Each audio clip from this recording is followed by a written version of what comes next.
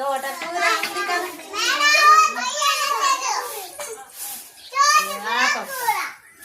తోటకూర అంది కదా. నేను తేలిక. గుమ్మడికాయ అంది కదా. నేను బరువు. సోరకాయ అంది కదా.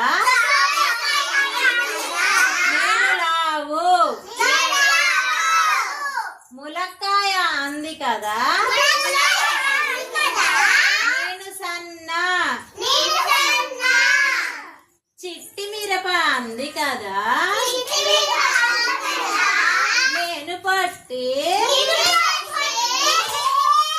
పొట్లకాయ అంది కదా.